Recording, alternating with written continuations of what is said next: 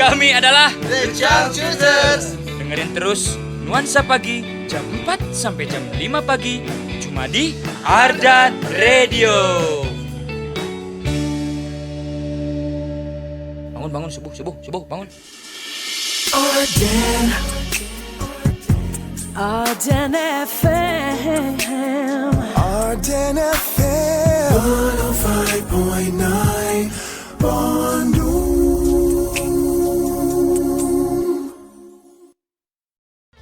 Bismillahirrahmanirrahim. Assalamualaikum warahmatullahi wabarakatuh. Alhamdulillah wa syukurillah.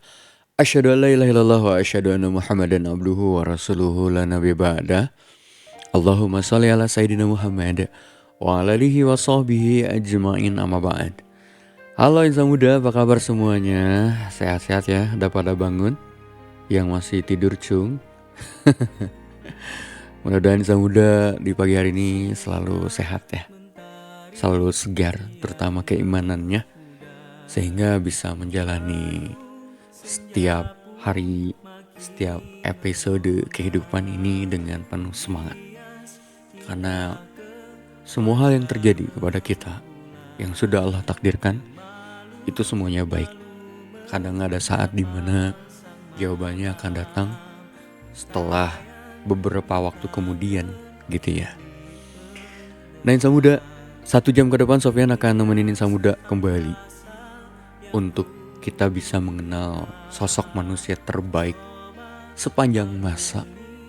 Dan beliau ini adalah sosok yang gak pernah ketemu sama kita, tapi dia merindukan kita. Beliau adalah Nabi Muhammad Sallallahu Alaihi Wasallam. Telah singgah ke dalam hati hamba-Mu. Dan insan muda, untuk keberkahan pagi hari ini, yuk kita awali dengan membaca basmalah sama-sama. Bismillahirrahmanirrahim.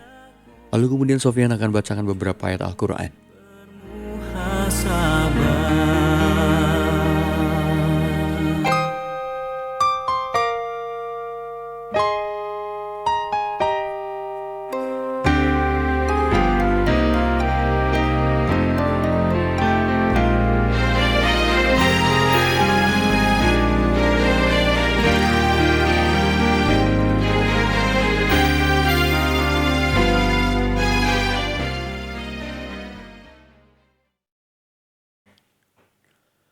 A'udzu billahi minasy syaithanir rajim.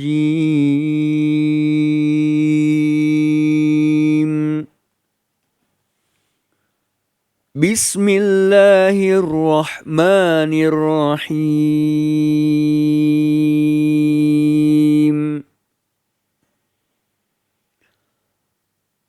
Awa kullama ahadu ahdan nabadahu fariqum minhum bal aktsaruhum la yu'minun.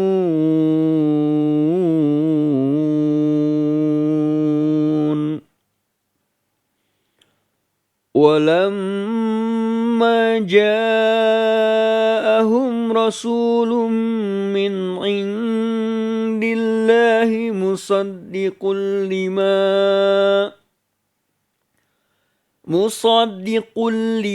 ba'ahum nabadha fariqum minalladzina utul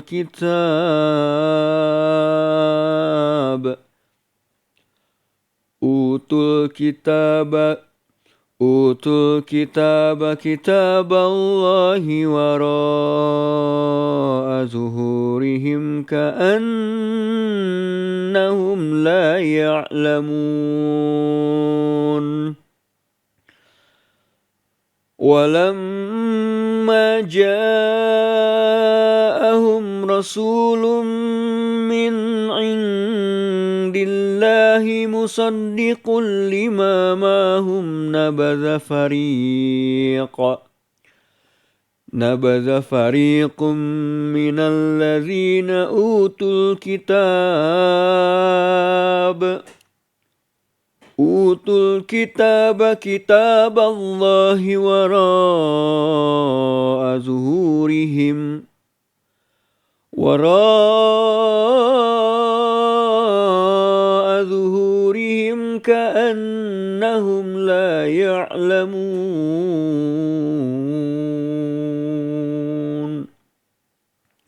Sadaqallahul azim.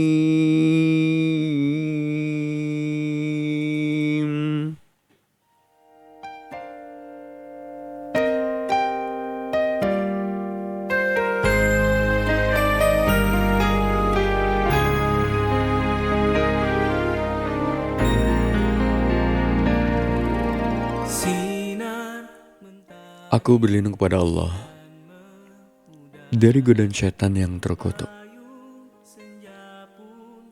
dengan menyebut nama Allah yang Maha Pengasih lagi Maha Penyayang. Mengapa setiap kali mereka mengikat janji, sekelompok mereka melanggarnya? Bahkan sebagian besar mereka tidak beriman.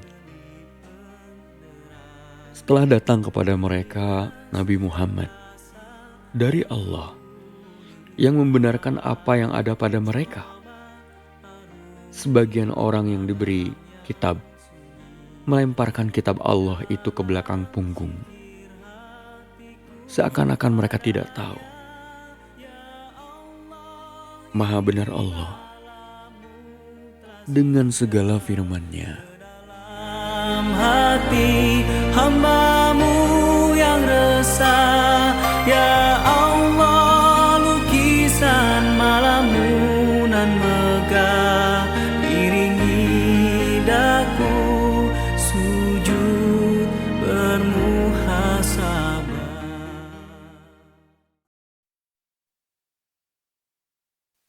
Arden FM 105.9, stay cool and lovely station. Arden FM.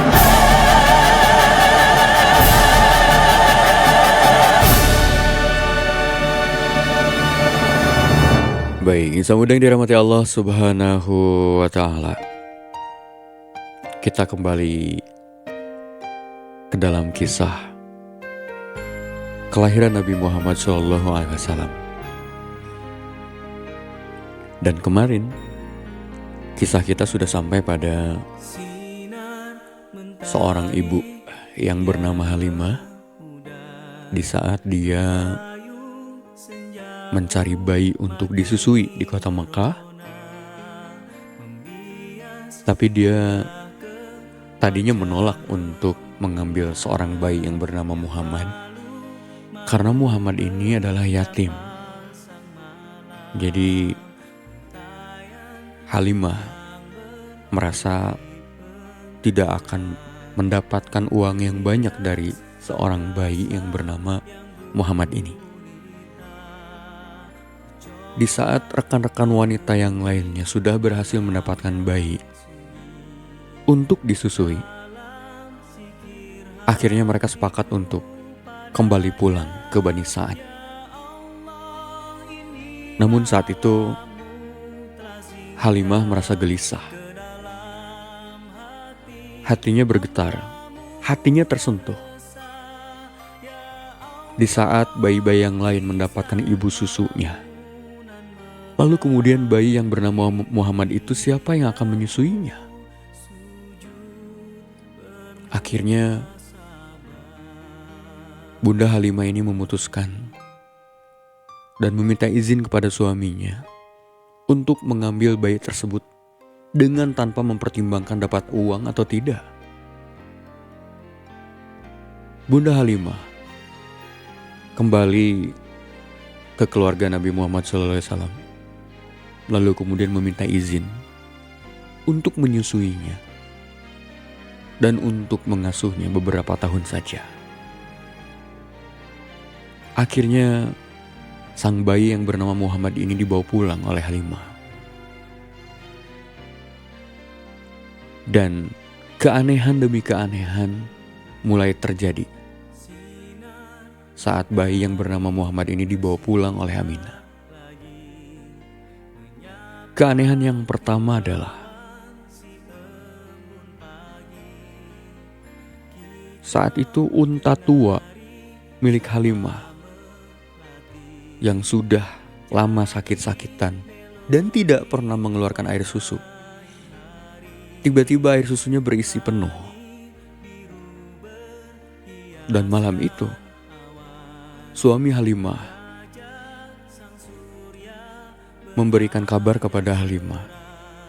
Ini adalah satu hal yang aneh, karena sudah sejak lama unta ini tua dan tidak pernah mengeluarkan susu. Malam ini unta tua ini terisi penuh dengan susu.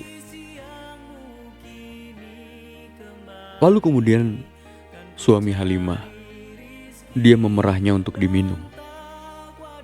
Untuk diminum oleh dirinya, untuk diminum oleh Halimah, dan untuk diminum oleh anak-anak Halimah.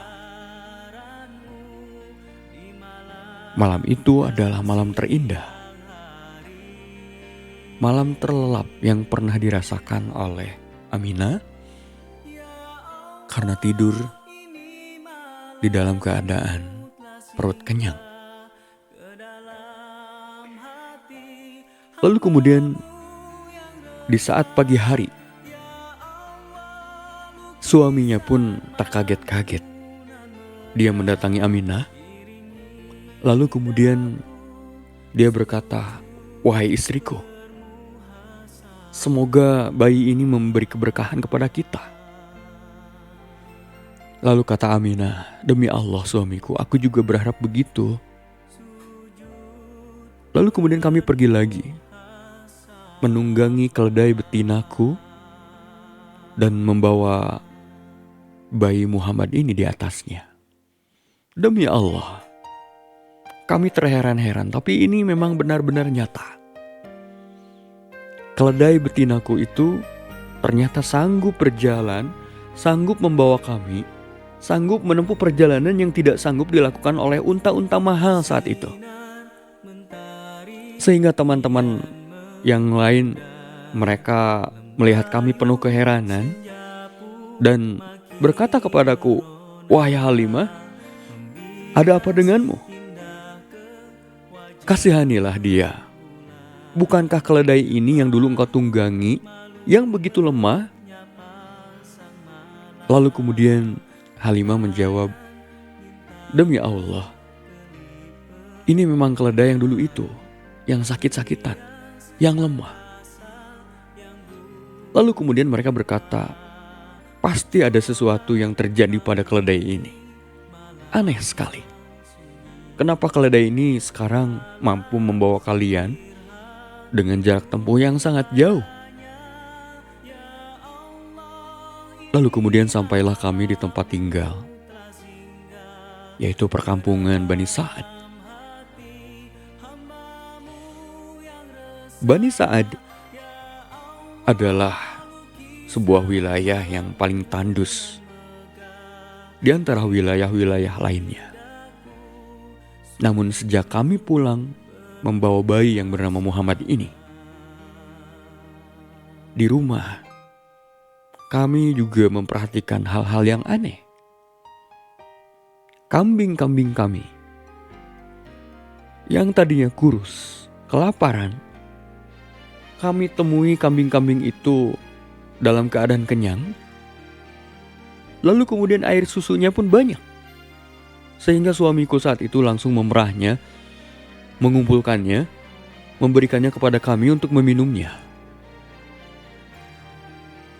Padahal orang-orang tidak mendapatkan setetes air susu pun,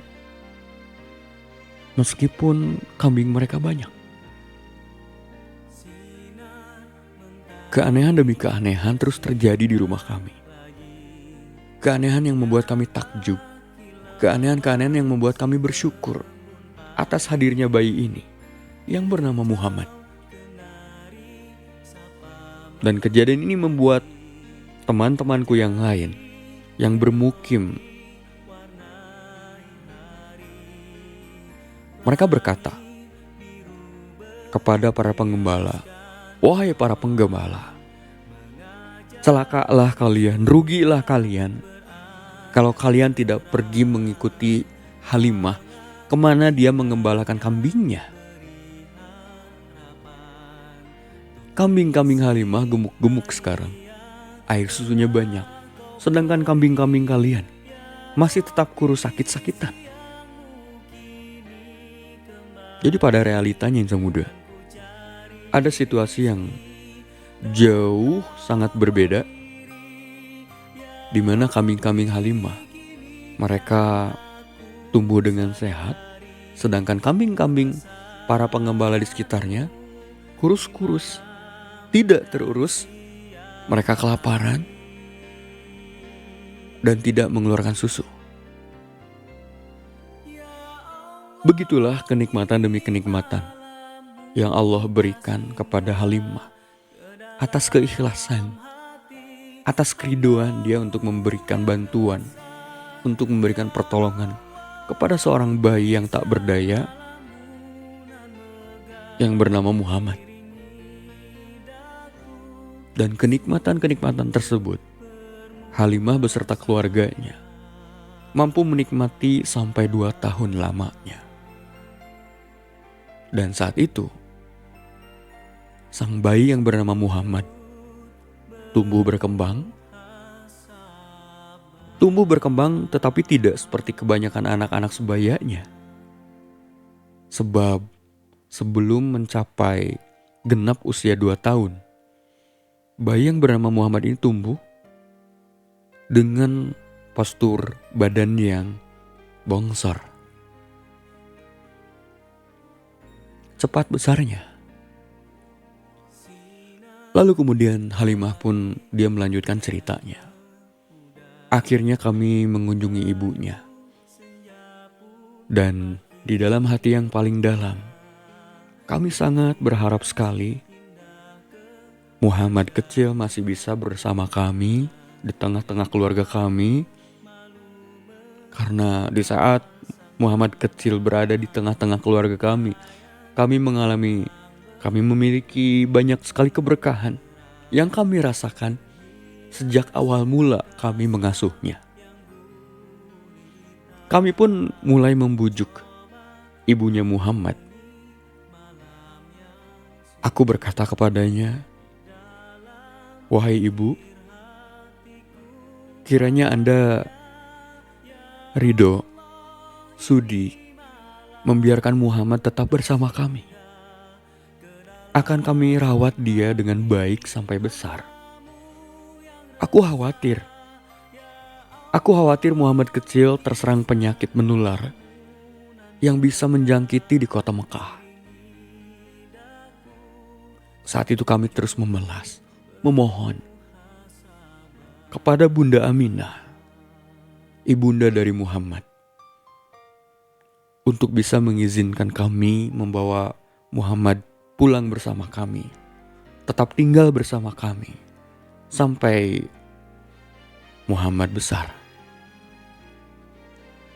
Lalu kemudian saat itu dengan tersenyum Bunda Aminah memberikan izin kepada kami untuk kembali membawa pulang Muhammad, untuk bisa tetap tinggal bersama kami.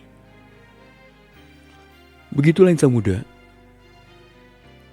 Muhammad kecil akhirnya tetap tinggal di perkampungan Bani Sa'ad.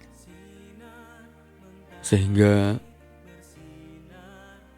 Nabi Muhammad mengalami kejadian yang membuat banyak orang panik saat itu. Kira-kira kejadian seperti apa yang membuat panik banyak orang di saat itu? Insya Allah kisahnya akan kita lanjutkan setelah kita melaksanakan sholat subuh terlebih dahulu. Biru berhiaskan awan, mengajak sang surya beranjak terang.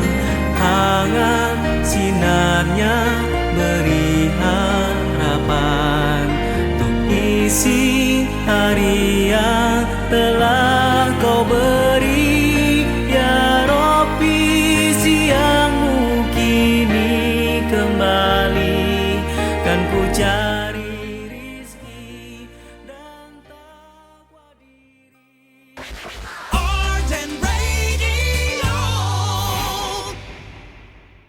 الله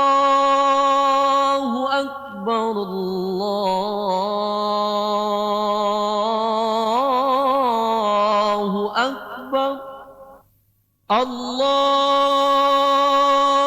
الله أكبر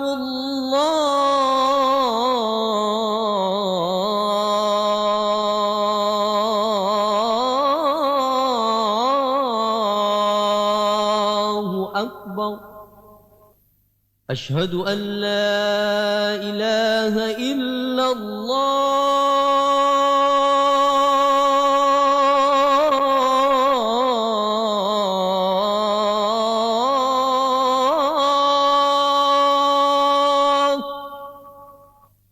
أشهد أن لا إله إلا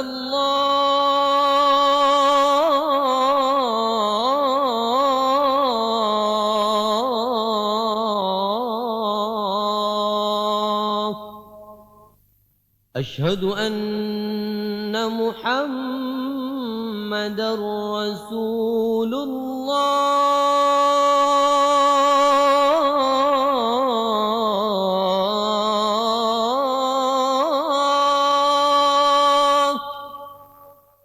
أشهد أن محمدا رسول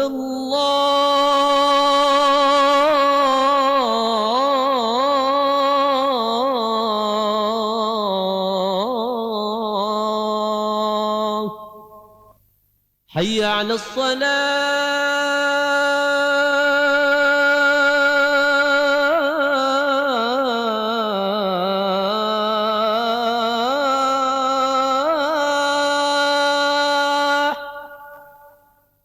حي على الصلاة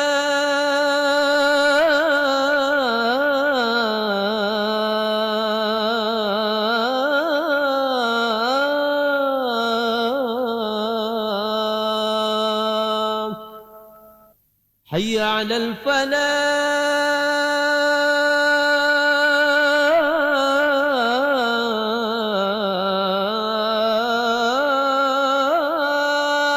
الفلاح حي على الفلاح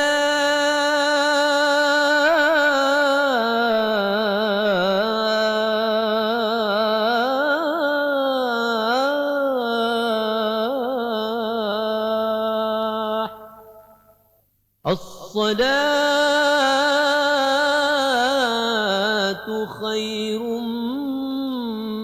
من النوم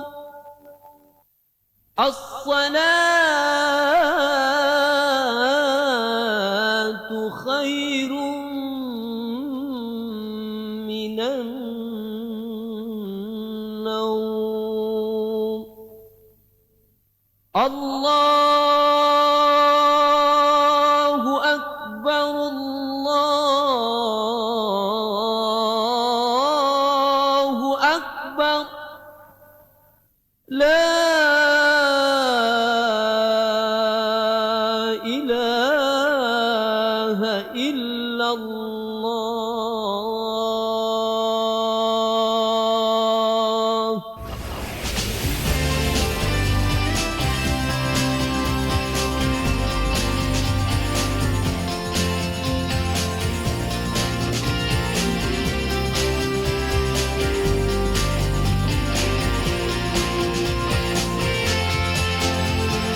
Arden Radio.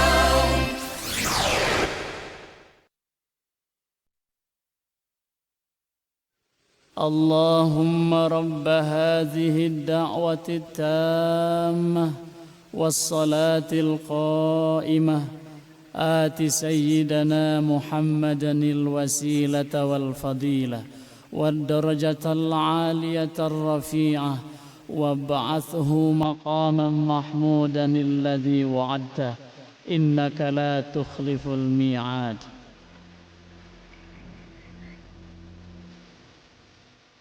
Ya Allah, Zat pemilik panggilan sempurna ini dan salat yang didirikan, berikanlah al-wasilah kepada Nabi Muhammad sallallahu alaihi wasallam juga keutamaan dan kedudukan yang tinggi lagi mulia. Serta bangkitkanlah ia ya Allah pada tempat yang tinggi dan terpuji yang telah Engkau janjikan kepadanya. Sesungguhnya Engkau ya Rabb tidak pernah menyalahi janji.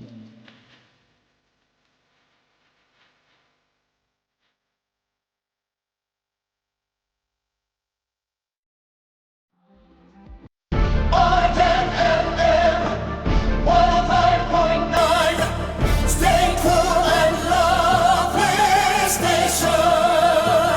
Arden FM.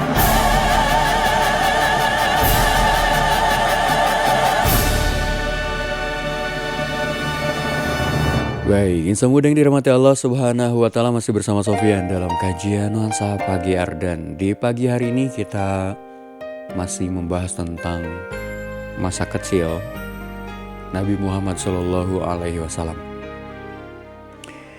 Nah, insan muda, suatu hari di saat Muhammad kecil lagi main bersama dengan saudara-saudaranya yang lain, Muhammad kecil ini didatangi oleh malaikat Jibril. Lalu kemudian Jibril menangkap Muhammad, lalu kemudian merebahkan Muhammad kecil di atas tanah. Dan saat itu dadanya dibelah, jantungnya dikeluarkan. Lalu kemudian Jibril berkata, ini adalah bagian setan yang ada pada dirimu.